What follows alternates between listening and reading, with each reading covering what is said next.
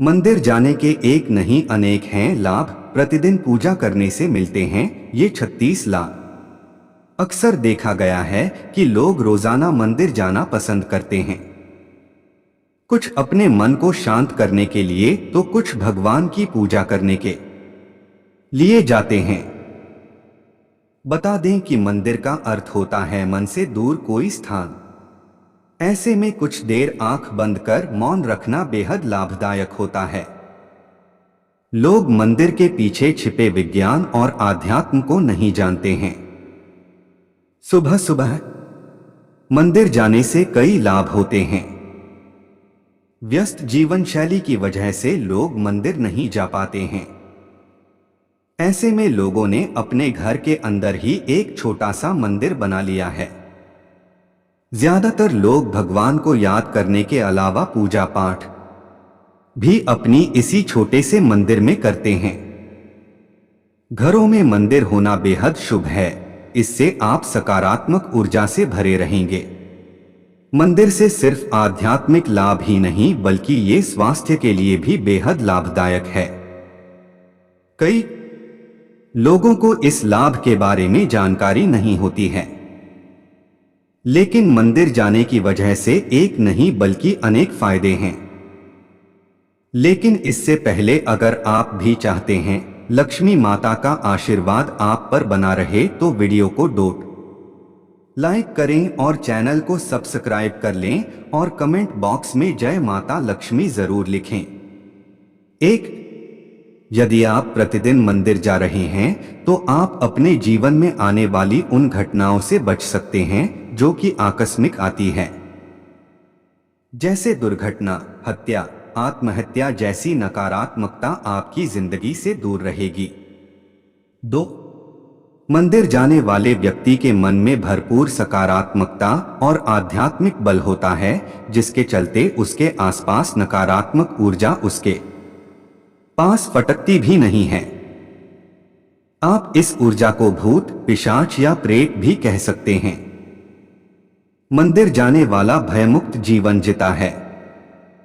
3, यदि आप प्रतिदिन मंदिर जाते हैं तो आप पर किसी भी प्रकार के ग्रह और नक्षत्रों का कोई बुरा प्रभाव नहीं पड़ता है। ग्रह बाधा से आप मुक्त रहते हैं। मंगल दोष, शनि या अन्य किसी ग्रह की बाधा है, 7.5 अढ़ाया या राहु की महादशा चल रहा है तो घबराने की जरूरत नहीं। 4, मंदिर में जाकर आप मंदिर के नियमों का पालन करते हैं, व्रत, उपवास और पाठ में विश्वास करते हैं, सोच समझकर आहार विहार करते हैं तो आपको किसी भी प्रकार का रोग या बीमारी नहीं होगी। 5, मंदिर जाकर मन में विश्वास और आत्मबल का संचार होता है, जिसके कारण मन में किसी भी प्रकार का दुख या शोक नहीं रहता है। व्यक्ति सभी परिस्थिति में संभाव से रहता है। संभाव अर्थात न तो भावना में बहता है और न ही कठोर होता है। हर परिस्थिति उसके लिए सामान्य होती है। 6, मंदिर जाने से व्यक्ति में सही और गलत को समझने की क्षमता होती है।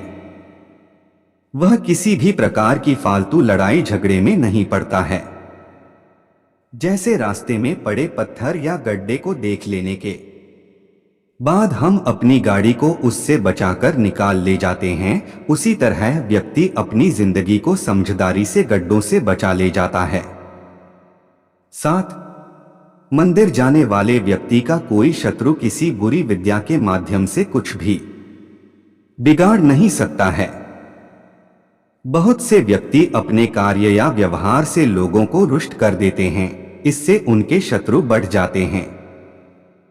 कमजोर शत्रु हमेशा सामने की लड़ाई नहीं लड़ते हुए पीठ के पीछे ऐसे कार्य करते हैं जिनको अंधविश्वास की श्रेणी में रखा जाता है। मंदिर जाने वाले लोगों को इससे कोई फर्क नहीं पड़ता है। 8, मंदिर जाने वाले व्यक्ति के जीवन में कभी ऐसे संकट नहीं आते हैं कि वह कर्ज में डूब जाए। थोड़ा बहुत कर्ज होता है तो कोई फर्क नहीं, कर्ज भी सोच समझकर लें। यदि ज्यादा है तो उसके चुकता होने के निश्चित ही मंदिर से ही रास्ते निकलते हैं। मन मंदिर में विश्वास है तो इस बाधा व्यक्ति मुक्त हो जाता है। 9. आप बेरोजगार है या आपका व्यापार नहीं चल रहा है तो निश्चित ही आपको प्रतिदिन मंदिर जाना चाहिए। आपको जल्द ही सफलता मिलेगी। हालांकि जो प्रतिदिन मंदिर जाकर प्रार्थना और पूजा पाठ करता है उसके साथ यह समस्या नहीं रहती है। होती भी है तो वह दिमाग पर बोझ नहीं लेकर कर्म करता जाता है और सफल हो ही जाता है। 10. बहुत से लोगों को अनावश्यक भय और चिंता सताती रहती है जिसके कारण वे तनाव में रहने लगते हैं। तनाव में रहने की आदत भी हो जाती है जिसके चलते व्यक्ति कई तरह के रोग से भी घिर सकता है। लेकिन मंदिर जाने वाले के दिल और दिमाग में ये सब नहीं रहता है। 11. प्रतिदिन मंदिर जाने वाले में मन और मस्तिष्क में कलह या क्रोध नहीं होता है।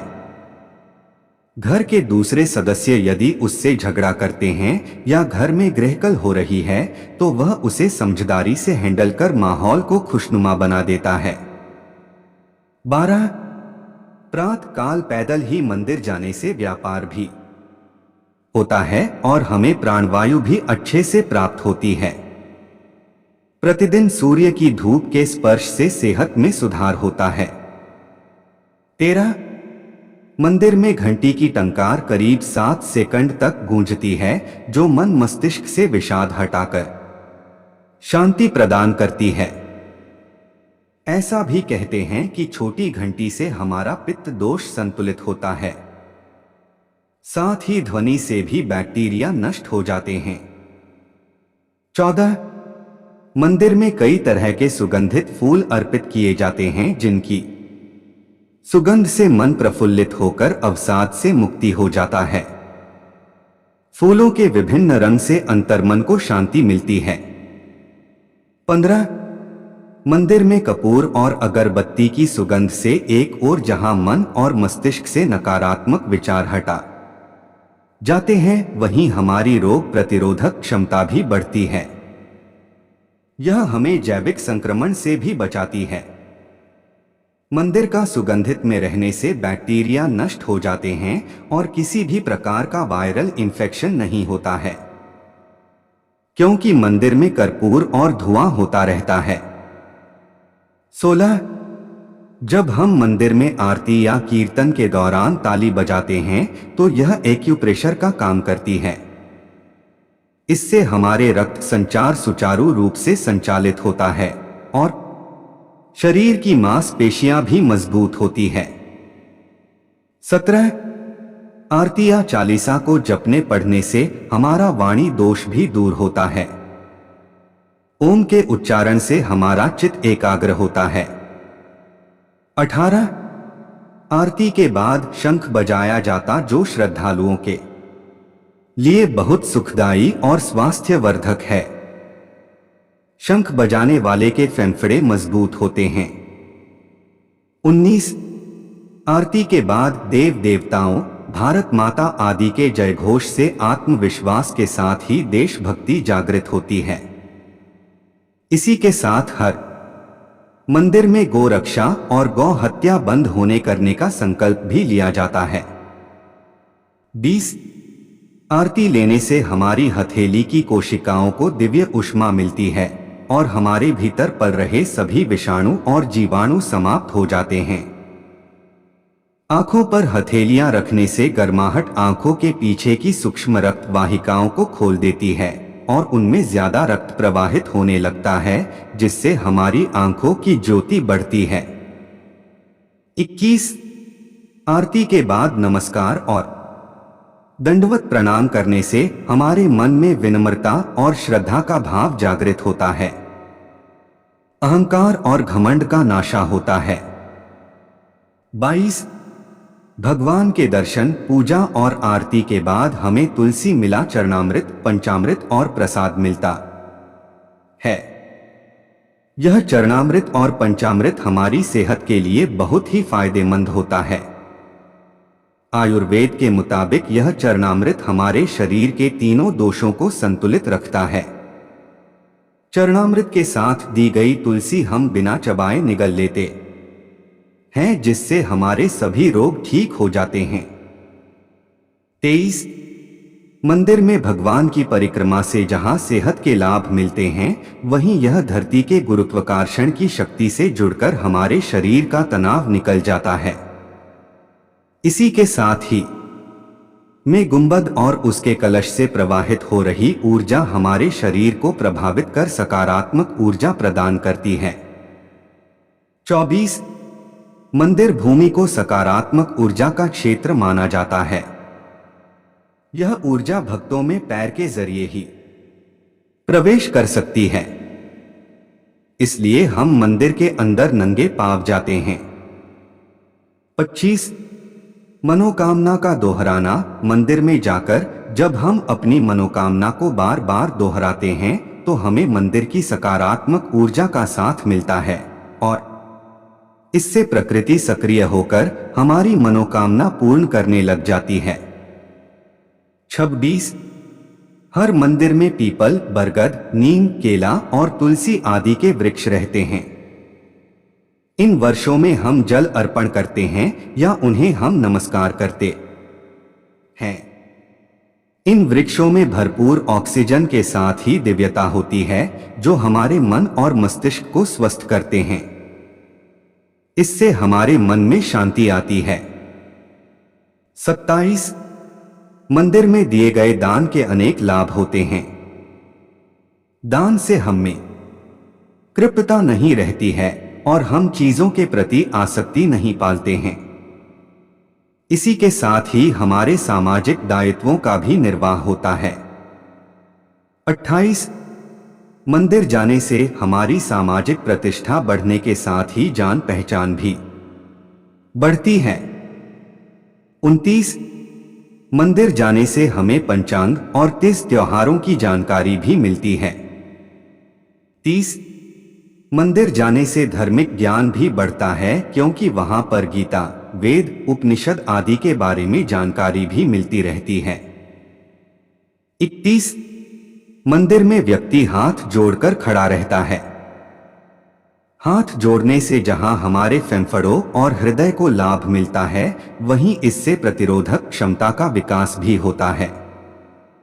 कहते हैं कि हथेलियों और अंगुलियों के उन बिंदुओं पर दबाव पड़ा है जो शरीर के कई अन्य अंगों से जुड़े हैं। इससे उन अंगों में ऊर्जा का संचार होता है। 32 प्रतिदिन मंदिर जाकर व्यक्ति अपने मस्तक पर या दो भौहों के बीच चंदन या केसर का तिलक लगाता है। इस तिलक लगाने जहां शांति का अनुभव होता है, वहीं इससे एकाग्रता बढ़ती है। दरअसल जहां तिलक लगाया जाता है, उसके ठीक पीछे आत्मा का निवास होता है।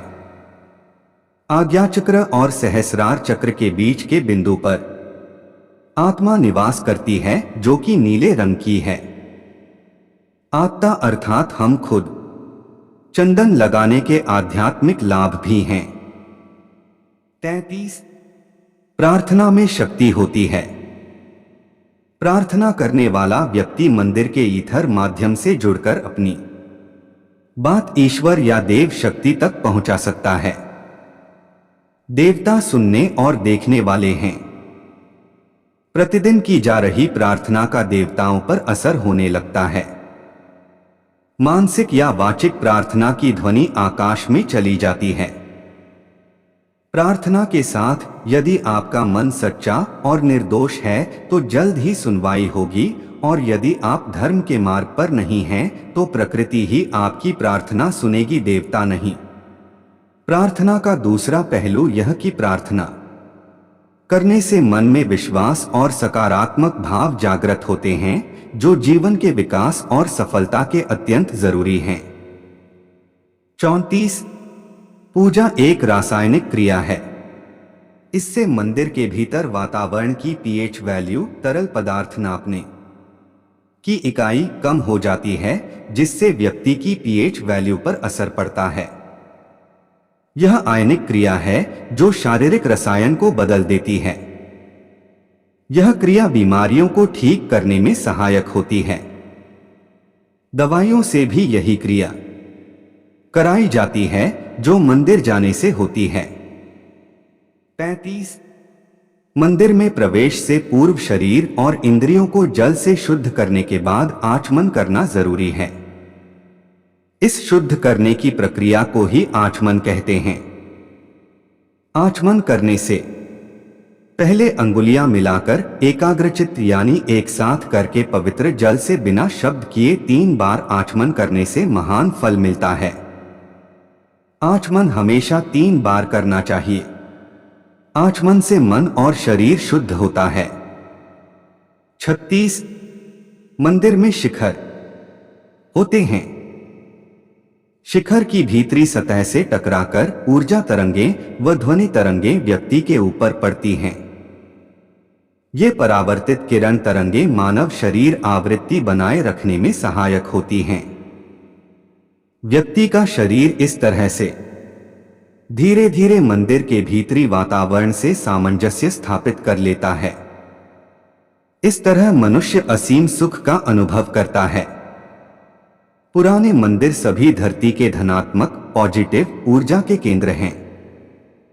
दोस्तों, वीडियो अच्छी लगी हो तो लाइक एंड शेयर करें और चैनल को सब्सक्राइब करके बेल नोटिफिकेशन को ऑल पर सेट कर ले। वीडियो देखने के लिए आपका धन्यवाद।